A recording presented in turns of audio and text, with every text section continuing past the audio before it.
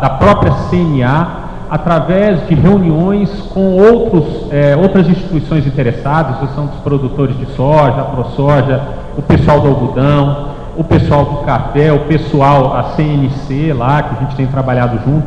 Estamos acionando nossos deputados, estamos fazendo uma grande e boa defesa a ser, porque na verdade hoje a gente não pode se adiantar. O processo do Madinha é muito complicado, muito moroso, muito comprido. A gente não pode gastar agora, inicialmente, nossos cartuchos de uma vez. Então, nós estamos, e vocês podem ficar tranquilos, nós estamos tratando uma ótima estratégia para, na hora certa, fazer as intervenções da forma mais que a gente consiga atingir muito mais os ministros. Estamos trabalhando com que o executivo, o legislativo, assuma a questão da discussão democrática do texto, ou seja, nós discutimos, houve a discussão desse texto, o legislativo está se manifestando, o executivo irá se manifestar como posição de governo, e a CNA está dando todo o apoio jurídico e técnico dentro desse trabalho. Tá? Então, no momento certo, os estados serão acionados também, as federações, para que a gente faça algumas manifestações de apoio ao ministro relator ou aquele que vai trabalhar em cima da defesa dos nossos interesses. Ok, obrigado, Léo. E é isso aí mesmo, o Supremo Tribunal Federal está lá para receber as lamentações de todos os brasileiros. Infelizmente, o Código Florestal não é uma mão única. Nós temos uma democracia e tem os dois lados.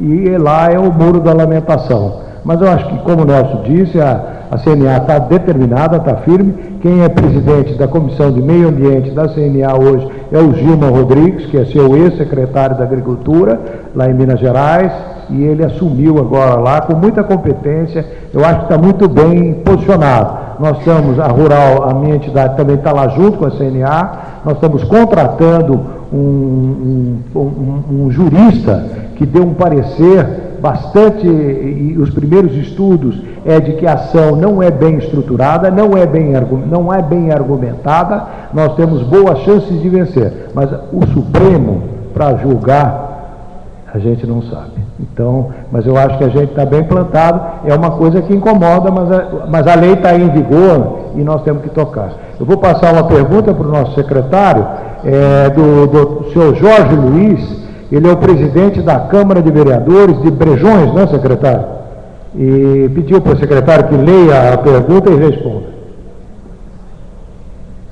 A pergunta é: até que ponto uma lei municipal pode restringir o plantio de eucalipto ocupando áreas produtivas historicamente plantadas com a cultura do café e outras de subsistência? Esse aqui é um debate polêmico. Você tem várias interpretações. Tem advogados, tem juristas que acham que o município, a lei municipal, ela pode ser mais restritiva que a federal e a estadual, e, portanto, eles podem ter um zoneamento em relação ao cultivo, estabelecendo critérios de maior restrição de ocupação de área, e outros que acham que a área rural não é de competência de regulamentação da legislação municipal, e sim apenas a área urbana. Essa é uma discussão, sinceramente, que é complicada. Eu tenho uma opinião em relação a isso, a gente vem discutindo. O Estado da Bahia, todos sabem, está fazendo o ZE, o Zoneamento Ecológico Econômico. Nós vamos à consulta pública agora no segundo semestre, ele está bem desenhado. Nós estamos terminando a contratação do mapeamento de cobertura florestal do Estado, a começar pelo Cerrado. Nós estamos com 7 planos de bacia já em desenvolvimento, que totaliza mais de quase 70% do território baiano, áreas prioritárias para conservação e espécies ameaçadas. Com isso, a gente pode fazer um desenho melhor do que é importante conservar e onde tem áreas com mais ou menos restrição para determinado tipo de atividade. E aí estabelecer como é que compensa isso, inclusive. O que nós discutimos fundamentalmente? Mais do que uma lei que proíbe, é tanto por cento, é 20, é 50, é 60, não sei quanto por cento, o importante é que se faça um estudo para ver a capacidade de suporte de uma bacia hidrográfica em relação à concentração de uma cultura. Quer dizer, o que determina de fato quanto pode ter de determinada cultura numa área é um estudo, para ver se tem algum limite, se tem algum impacto sobre solo, o impacto sobre produção de água, sobre assoreamento de rios, sobre biodiversidade e assim por diante. Então, eu tenho uma opinião, eu acho que a gente precisa de uma orientação mais clara disso e definir claramente no Brasil se o município pode ou não pode, tá? Para estabelecer o que é o papel de cada ente federado na regulamentação do uso do solo, inclusive. Tá? Então eu não tenho uma opinião, não vou te dizer que pode ou não pode. E qualquer resposta que eu disser pode ser contestada amanhã, até porque é polêmico, tem opiniões diversas em relação a esse tema, não é um tema que tem clareza, que tem uma posição firme em relação a isso. Se insistir, é capaz de ir ao Supremo, inclusive, decidir isso. Tá? Provavelmente isso vai ao Supremo, ele vai decidir se o município pode ou não pode, mas aí demora 10 anos, 15 anos, 5 anos, sei eu quanto tempo. Eu acho muito ruim, apesar de ser o Supremo, repetindo aqui a expressão que o senhor usou, o muro de lamentações, mas eu acho que a gente tem que ter maturidade nas instituições democráticas brasileiras de respeitar as decisões do Congresso Nacional. Quando ele vota uma lei, a gente tem que começar, senão nós vamos a vida toda, vota uma lei e vai para o Supremo, vota aí e reclama que o Supremo legisla, mas os próprios deputados pedem para o Supremo se manifestar sobre isso aqui. Não dá. Eu acho que a gente, na democracia, e aí eu repito uma frase do governador Wagner, na democracia a gente empata, a gente não ganha sempre, senão não é democracia. A gente perde e a gente ganha, a gente senta e a gente pactua. E aí a gente vai avançando, porque é assim que se constrói a sociedade, no seu processo de contradição. Desculpa, eu vou me alongar aqui, mas é o seguinte, tem duas informações que tanto eu quanto o Marcelo esquecemos de falar, que é o seguinte: hoje no INEMA, qualquer solicitação de produtor rural, ele tem que fazer o cadastro, é obrigatório. Então o cadastro é uma obrigação. Se você vai solicitar um documento qualquer de outorga, você tem que fazer o cadastro, senão não abre o processo. Tá? O próprio sistema direciona.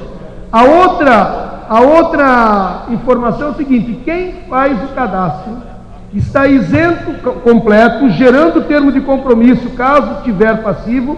Quando gera o termo de compromisso, ele está isento de multa nos 5 anos que ele tem para adequar os passivos de uso. Porque o passivo de reserva legal é 20 anos, como está no código. Mas o passivo de uso nós estabelecemos 5 anos. Então, gerou, se você suprimiu, depois de 22 de julho de 2008,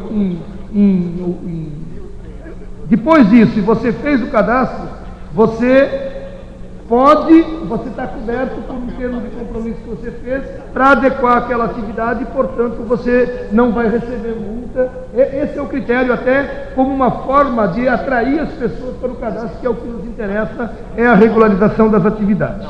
Agora, não tentem suprimir, porque a gente está com um olho grande por aí. Não tentem suprimir sem autorização, porque a gente está com um olho grande, e aí, assim, isso é uma coisa que nós não abrimos mão. A gente facilita o ato autorizativo, mas o ponto da fiscalização ele é rígido. A gente não vai abrir mão disso, porque esse é o princípio que se estabelece como controle. É uma pactuação entre o usuário e o Estado, que tem que cumprir seu papel também. Obrigado, secretário. Muito bom. Agora eu passo uma pergunta aqui para o Nelson. A pergunta é do presidente da Associação de Santo Agostinho. O senhor está aí? Está lá, tá bom. O Nelson vai responder a sua pergunta. Se em um rio de mais de 10 metros pode ter uma irrigação, né? Pelo que eu entendi aqui. Não existe restrição, a questão, até o novo código, ele facilitou a questão da tomada de água ali, da captação do recurso hídrico, independente do tamanho do rio, independente da onde está sendo retirada essa água, né? Então, não existe. É claro que tem que passar, como o secretário falou, tem que passar, você tem que passar por um processo de outorga, vai depender da vazão, e até ele tem até mais, o Estado tem essas restrições, né? Como como é que fala, os requisitos técnicos para fazer esse licenciamento, tanto de outorga como de uso ali da APP, né? Mas não existe nenhuma restrição a essa tomada de água, não. Obrigado, Nelson. Nós temos mais duas perguntas só. O secretário vai responder mais uma pergunta do Jovino, da Barra da Estiva. Cadê o Jovino? Cadê o Jovino? Opa!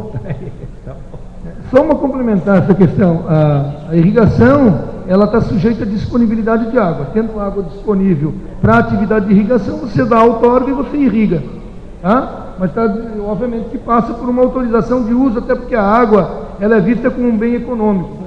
E aí só tem que estabelecer o quantitativo de água. Você tem que ter uma vazão ambiental mínima, você tem que ter a reserva disponível para abastecimento humano e de alimentação de animais, e aí você estabelece os vários usos, quanto tem e vai outorgando. Então, não importa o tamanho do corpo hídrico, tendo água disponível, você pode usar para irrigação, obviamente com autorização de outorga. O Jovino, o senhor Jovino, o pequeno produtor que tem sua propriedade toda cultivada, o que deve fazer? O Código Florestal estabelece, por exemplo, na APP, mesmo na agricultura familiar, o quantitativo que você tem que resolver se você não tem APP. Tem acho que é 8 metros, eu não lembro agora o número, é 7,5 metros, e que tem que recuperar se não tem nada, se tiver depende da propriedade, mas ele falou pequeno produtor de agricultura familiar. Então, isso, é 5 metros, tem que recuperar. Você tem 20 anos para isso, tá? Mas você necessariamente terá que recuperar e organizar isso aí. Agora, se o uso é só esperar a prefeitura ou alguém que vai fazer o cadastro, não tem problema nenhum em relação a isso, tá bem? E pegar a orientação depois com a EBDA, com a prefeitura municipal ou um técnico do INEMA, se tiver a oportunidade de conversar, para ver se tem algum tipo de atividade que demanda um cuidado maior em relação ao licenciamento ambiental. Eu reforçaria aí, senhor Javier, o seguinte: precisamos ter calma. Eu sou produtor também. O principal posicionamento nosso é de calma. Nós temos um ano, temos mais um. E provavelmente, na imensidão que tem o país, nós vamos ter que ter mais prazo. Sabe? Tem que caminhar isso mais lentamente. É impossível fazermos isso tudo. Quer dizer, nós não podemos, de um dia para o outro, poder tirar uma nota fiscal para encaminhar um produto qualquer nosso da nossa propriedade. Nós não podemos ficar marginalizado dos financiamentos. O senhor tem o sindicato do senhor, nós todos temos sindicatos, temos uma fórmula e maneira de nos expressarmos para as autoridades, como o nosso secretário, que se mostrou senhor e com atitudes já feitas aí, num sentido positivo. Agora o Renato Fernandes, da Relevo Consultoria, tem uma pergunta. Quem é o Renato? Renato. Bom, só completando também, a questão do pequeno produtor, nesse novo Código Florestal, ele foi amplamente beneficiado. Então, o pequeno produtor, quem tem menos de 4 modos, pode ficar tranquilo, porque os benefícios foram muito maiores do que para os médios e os grandes. Tá? Como fica quem tem reserva legal averbada e cuja soma total de APP mais reserva legal é maior do que 20% da área total? Pode ser feita a desaverbação? Não, infelizmente não existe esse termo, não é possível fazer desaverbação, tá? O que a lei garante é o seguinte, é que o que o proprietário rural tiver a mais do que era necessário ser averbado, ele poderá criar servidão ou cota de reserva ambiental e poderá negociar isso para compensar uma outra propriedade, tá? Mas, como eu falei, nenhum desses benefícios soma, a consolidação, ele sempre é ressalvado desde que não haja uso alternativo de solo, tá? Então, não existe essa questão de desaverbação. Averbou, está averbado. Obrigado. Nelson, o secretário quer fazer uma complementação. Nós vamos desenvolver, viu, Nelson, aqui no Estado, a gente já tem isso na lei, que às vezes tem algumas reservas legais que são verdadeiras ilhas de floresta que não tem função ecológica nenhuma. Tá? Então, o que a gente vai permitir? Que o cidadão, ao compensar numa área mais adequada mais relevantes do ponto de vista da conservação da água, do solo, da cadeia produtiva, a gente vai autorizar que ele compense outra área autorizando o uso dela. Mas isso aí não pode ser, o cara vai fazer sozinho, ele tem que consultar o órgão ambiental para ser autorizado para isso. Senão ele vai ter problema depois com a questão da legalidade. Parabéns, secretário. Isso é o que a gente mais quer, porque nós não conhecemos o Brasil. A Amazônia, o brasileiro, é a primeira pessoa do mundo que não conhece. O Paulinelli fez em 1970, colocou lá, João,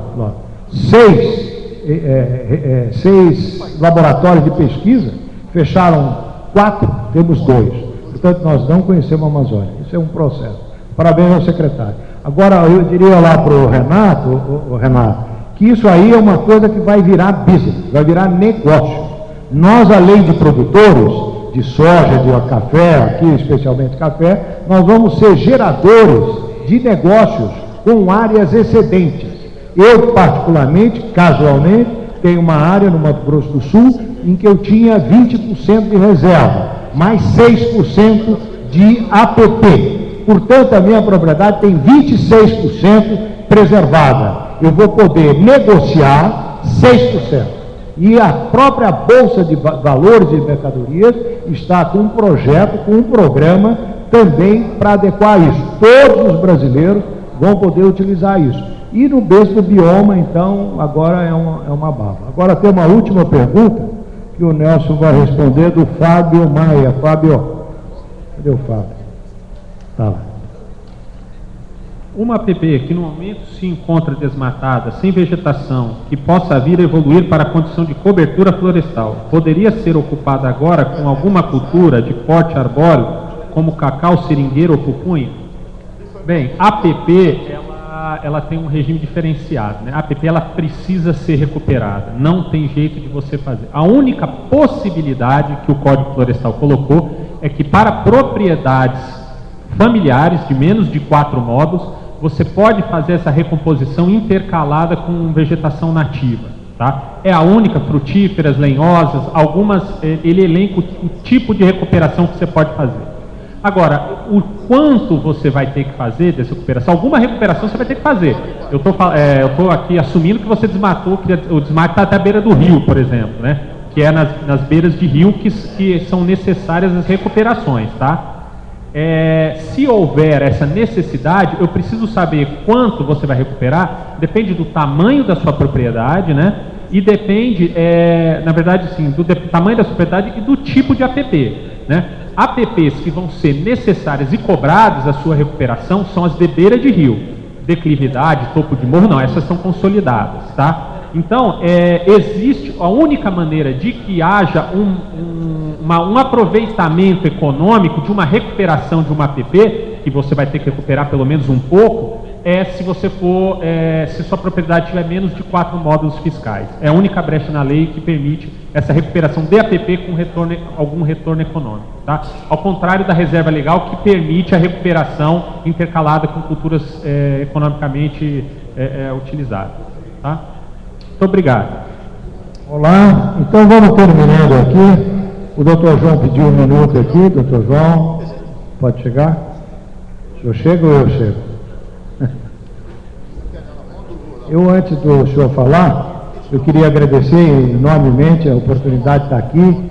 É uma coisa muito especial para mim, do Sul, de Minas Gerais, de São Paulo, do Mato Grosso, que eu sou, estar aqui na Bahia. Um orgulho que nós temos dos baianos, da Bahia, de toda essa alegria, toda essa capacidade de produzir que tem o baiano e que nós vamos devagarinho. Hoje eu acho que a gente teve uma amostra aqui excelente. Parabéns ao secretário com os seus esclarecimentos, com o adiantamento que ele está fazendo na operacionalidade da introdução desse novo Código Florestal, um bicho fantástico, foi feito sob o viés ambientalista, menos produtivo, mas nós, produtores rurais, jeitosos e habilidosos, vamos botar ele num lugar equilibrado para o nosso país, para a nossa produção, que ela seja sempre sustentável e respeitada aos mais de 160 países aonde nós exportamos os nossos produtos.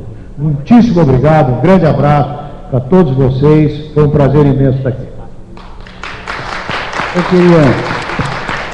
Eu pedi a palavra. Primeiro eu tenho que agradecer ao doutor Cesário ter saído de São Paulo só para vir aqui dar o prestígio da presença dele presidindo esse painel. Ao doutor Nelson, por estar também em nome da CNA nos dando essa contribuição importante, mas principalmente, apesar de não ter vindo de longe, ao secretário Eugênio, não por ter vindo aqui hoje, porque já é costume dele comparecer a todo lugar onde ele precisa estar presente com função de Estado. Mas eu queria agradecer a parceria dele de sempre, que tem feito um trabalho enorme para mudar essa legislação, para correr nos prazos que a gente precisa. Ontem aqui de público agradeci a ele, ao governador na abertura, pelo avanço que demos na legislação, mas como temos todo dia questionamento se agora vai sair a licença, se vai demorar ainda, etc. E essa é uma coisa tão ainda preocupante que teve um empresário aqui na quinta-feira passada que queria comprar mais uma propriedade e queria saber se a Bahia ia dar licença para ele. Eu levei para o Eugênio antecipar a resposta, mas o que é que a gente está dizendo? Está perto de chegar à perfeição. É a contratação de técnicos. O secretário não quer se comprometer com isso, mas é verdade. Nós estamos dando um voto de confiança com o concurso que foi feito, com a contratação de 100 e tantos técnicos. Nós vamos ter uma agilização bem maior no INEM e na SEMA para chegarmos a essa tranquilidade que o empresário quer. Muito obrigado a todos. Eu queria entregar aqui um certificado de participação no Simpósio Nacional do Agronegócio ao secretário Eugênio Spendler, com meus parabéns e meu agradecimento. Sejam já fazer entrega das lembranças aqui aos nossos palestrantes. Nós vamos fazer um intervalo bem rapidinho. Queria só entregar também ao Nelson Ananias, da CNA, nossa entidade maior, entidade mãe dos produtores brasileiros, e agradecer a você a sua presença e muito obrigado.